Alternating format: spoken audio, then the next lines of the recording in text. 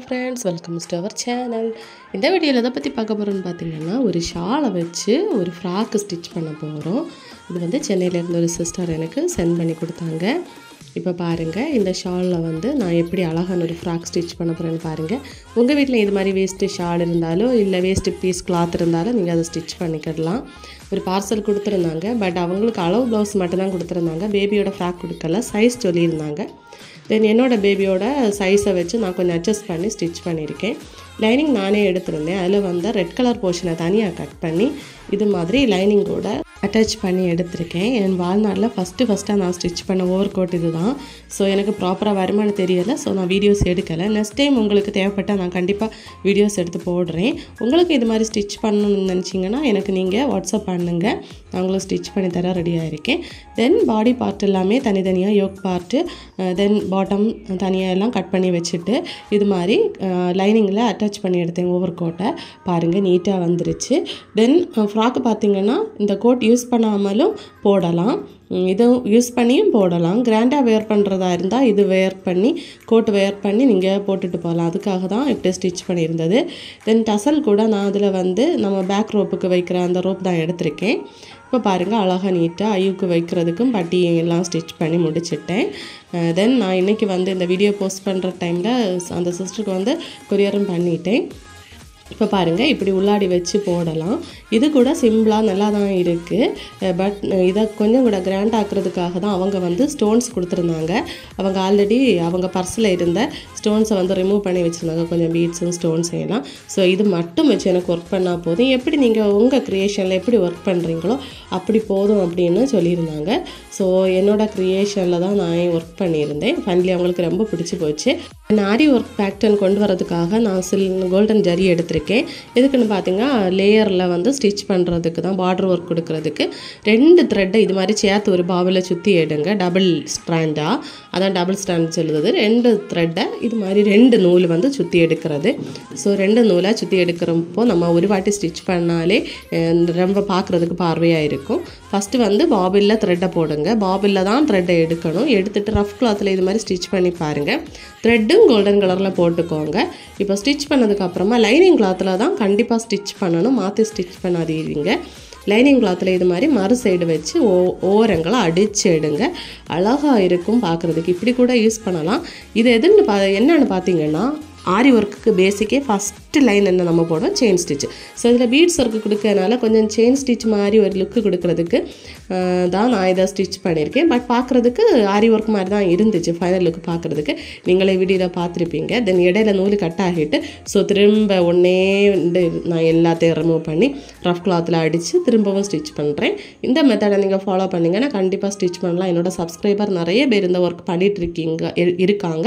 So நீங்கள் புதுசாக try பண்ணுறவங்க இது மாதிரி ஒர்க் பண்ணி பாருங்கள். என்கிட்ட ஃபோட்டோ ஷேர் பண்ணுங்கள். உங்கள் ஃபோட்டோஸ் பார்க்குறப்போ எனக்கு ரொம்ப ஒரு ஹாப்பியாக இருக்குது. ஏதோ லைஃப்பில் ஒரு அச்சீவ் பண்ண மாதிரி ஒரு ஃபீலு. இப்போ பாருங்கள் ஃபுல்லாக இதை நான் ஸ்டிச் பண்ணி எடுத்தேன். ஓரங்கள் கரெக்டாக தெரியுது பார்த்தீங்களா, விசிபிளாக. நான் வந்து அது ரவுண்டாக ஸ்டிச் பண்ணி கட் பண்ணி எடுக்கணும்னு நினச்சேன். பட் ஏதோ ஒரு ஷேப்பில் தான் ஃப்ரெண்டாக ஸ்டிச் பண்ணியிருந்தேன். அதுவும் அழகாக தான் இருக்குது பாருங்கள். ஃப்ரெண்டில் நான் வந்து ரவுண்டாக ஸ்டிச் பண்ணணும் அப்படின்னு நினச்சிட்டு இருந்தேன். கட்டிங் வந்து கரெக்டாக வரல. ஸோ இருந்தாலும் ஃபஸ்ட் டைம் நான் ஸ்டிச் பண்ணியிருக்கேன். ரொம்ப பர்ஃபெக்டாக ஒரு ஃபினிஷிங் வந்திருக்கு. அதே எனக்கு ரொம்ப ஹாப்பியாக இருந்து. பாருங்கள் ஃபினிஷிங் அழகாக நான் ஸ்டிச் பண்ணி எடுத்தாச்சு. இப்போ இதில் என்னோடய ஸ்டைலில் ஆரி ஒர்க்கு கொடுக்கலாம். அதுக்காக நம்பர் 10 நீடில் எடுத்திருக்கேன். ஏன்னா அதில் நிறைய 3mm பீட்ஸ் தான் இருக்குது. ஸோ ஒரு அவுட்லைன் கொடுக்கலாம் அப்படிங்கிறதுக்காக நம்பர் 8 நீடில் எடுத்திருக்கேன். 8 நீடில் தான் வந்து பீட்ஸ் வந்து அழகாக கோத்து வரும்.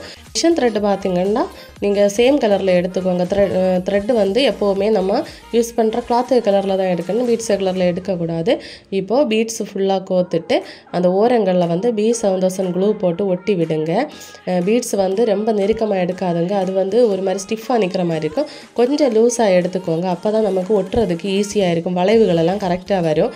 பார்க்குறதுக்கு ஒரு ஃபினிஷிங் கரெக்டாக ஒரு பெர்ஃபெக்ட் ஒரு ஆரி ஒர்க் பண்ண எப்படி இருக்கும் அதே மாதிரி இருக்கும். தென் B7000 க்ளூ நிறைய பேர் கேட்குறீங்க, நீங்கள் எங்கே வாங்குனீங்க அப்படின்னு கேட்குறீங்க. நிறைய பேர் ஷாப் போய் வாங்குறதே இல்லைன்னு நினைக்கிறேன். ஆன்லைன் பர்ச்சேஸ்னால் என்னோடய வீடியோக்கு கீழேயே வந்து டேக் பண்ணியிருக்கேன். இந்த வீடியோலேயே டேக் பண்ணியிருக்கேன். உங்களுக்கு தேவை இருந்தால் நீங்கள் பர்ச்சேஸ் பண்ணிக்கோங்க. தென் பார்த்திங்கன்னா ஃபுல்லாக இந்த அவுட்லைனை ஒட்டினதுக்கப்புறமா இது மாதிரி ஒரு சீக்வன்ஸ் தென் ஒரு பீடு எடுத்துக்கோங்க. இப்போ இதை எப்படி ஸ்டிச் பண்ணுறோன்னு பார்த்தீங்கன்னா, இப்படி நீடில் மேலே எடுத்ததுக்கப்புறமா ஒரு சீக்வன்ஸும் ஒரு பீடும் நீங்கள் எடுத்தீங்க. எடுத்ததுக்கப்புறமா இந்த பீட்ஸை தள்ளிட்டு சீக்வன்ஸுக்கு உள்ளாடி நீடில் போட்டு வெளியே எடுக்கணும். அப்போ கரெக்டாக அந்த பீட்ஸ் போய் லாக் ஆயிரும். இது மாதிரி ஃபுல்லாக ஸ்டிச் பண்ணேன். இந்த ஒர்க்குக்கு பார்த்தீங்கன்னா நான் எவ்வளோ ரூபாய் வாங்கினேன்னா 300 ஃப்ராக்கு ஸ்டிச் பண்ணி தென் இந்த ஒர்க்குக்கும் 300 சார்ஜ் பண்ணியிருந்தேன். ஒர்த்தா இல்லையான்னு கமெண்டில் சொல்லுங்கள். என்னை பொறுத்தளவில் நான் கம்மியாட்டும் வாங்கலை, அதிகமாட்டும் வாங்கலை, நியாயமான ரேட் வாங்கியிருக்கேன். ஸோ தென் பார்த்திங்கன்னா இந்த ஃப்ராக் மட்டும் யோக் போர்ஷன் பார்த்திங்கன்னா அதில் வந்து கொஞ்சம் முழுக்க இருந்த மாதிரி எனக்கு ஒரு ஃபில் இல்லாத மாதிரி இருந்து. ஸோ எப்போவுமே நான் என்னோடய ப்ளவுஸ் எப்படி ஸ்டிச் பண்ணுவேன், என்னோடய பிள்ளைங்களுக்கு எப்படி ஸ்டிச் பண்ணுவேன் அப்படின்னு பார்த்து தான் என்னோடய நிலைமையில் இருந்து தான் நான் யோசிப்பேன். ஸோ நான் இருந்தாலும் இந்த யோக் பார்ட்டில் எதுவும் இல்லைன்னா என்ன நினைப்பேன் அப்படின்னு ஒரு தாட்டில் தான் இதுலேயும் சிம்பிளாக ஒர்க் பண்ணலாம் அப்படின்னு. ஏன்னா சூடு டைம் எல்லாம் கூலிங்காக இருக்கும்போது நம்ம வந்து இந்த கோட் யூஸ் பண்ணுவோம். பட் நல்ல சூடாக இருக்கிற டைமு ஐயோ கஜன்னு இருக்கும் அப்படின்னு நினைக்கிறேன், சின்ன பிள்ளை வேறையா. ஸோ அப்போ அவங்க அதை கோட் யூஸ் பண்ணாமல் கூட இந்த ஃப்ராக்கை மட்டும் யூஸ் பண்ணுற மாதிரி ஒரு சின்ன ஒர்க் இருந்தால் நல்லா இருக்குமே அப்படின்னு நினச்சி தான் இந்த ஒர்க்கு கூட கொடுத்துருக்கேன். பாருங்கள், சிம்பிளாக ஒரு ஸ்டோனை வச்சு ரவுண்டு பீடு வந்து ஸ்டிச் பண்ணியிருக்கேன். இது உங்களுக்கு ஆல்ரெடி நான் ப்ளவுஸ்லேயும் ஒர்க் பண்ணியிருந்தேன். இந்த ப்ளவுஸ் எப்படி ஸ்டிச் பண்ணேன்னு பார்க்கணுன்னா லிங்க் டிஸ்கிரிப்ஷனில் இருக்குது, வேணுன்னா பார்க்கலாம். இல்லைன்னா என் சேனலில் கூட இருக்குது, போய் பார்த்துக்கோங்க. அப்புறமா இதை வந்து நீட்டாக நான் லாக் பண்ணிட்டேன். லாக் பண்ணதுக்கப்புறமா ஒரு சீக்வன்ஸ் ஒரு பீடு வச்சு சும்மா ரவுண்டாக கொஞ்சம் கேப் விட்டு ஸ்டிச் பண்ணி எடுத்தேன்.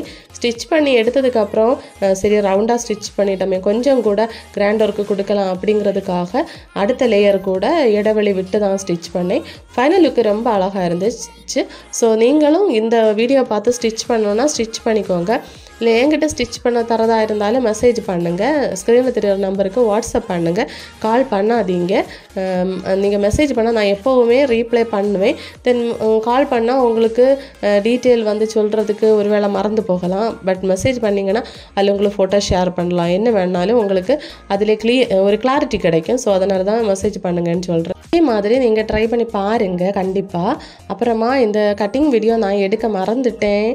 தென் கோட்டுக்கு வீடியோ வந்து வேணும்னு தான் எடுக்கலை. ஏன்னா அது வந்து என்னால் கரெக்டாக ஸ்டிச் பண்ண முடியுமான்னு எனக்கு நம்பிக்கையே கிடையாது. பட் நிறைய வீடியோஸ் நான் பார்த்துருக்கேன், ஃபோட்டோஸ் எல்லாம் நான் ஸ்க்ரீன்ஷாட் எடுத்து வச்சுருக்கேன் என்னோடய பேபிஸுக்கு ஸ்டிச் பண்ணணும் அப்படின்னு. பட் இப்போ எதுக்குமே டைம் இல்லை, கிறிஸ்மஸ் வேறு, தூங்குறதுக்கு கூட டைம் இல்லை மொத்தத்தில் சொல்ல போனால். இருந்தாலும் பிஸி ஷெடியூலில் அந்த சிஸ்டர் ஒரு 6 மந்த்துக்கு உள்ளாடி எனக்கு ஸ்டிச் பண்ணி கொடுங்கன்னு சொல்லியிருந்தாங்க. ஸோ ஃபைனல் லுக்காக நான் நீட்டாக ஃபினிஷ் பண்ணிட்டேன். பார்க்குறதுக்கு ஒரு கிராண்ட் ஒர்க்கு மாதிரி இருந்துச்சு. ஸோ சிம்பிள் கிளாத் உங்ககிட்ட இருந்தாலும் நீங்கள் எதாவது கிராண்டாக ஸ்டிச் பண்ணலாம். நம்மளால் முடியாதது எதுவுமே இல்லை. ஸோ கண்டிப்பாக அதை ட்ரை பண்ண பாருங்கள், லைக் பண்ணுங்கள். தேங்க்யூ.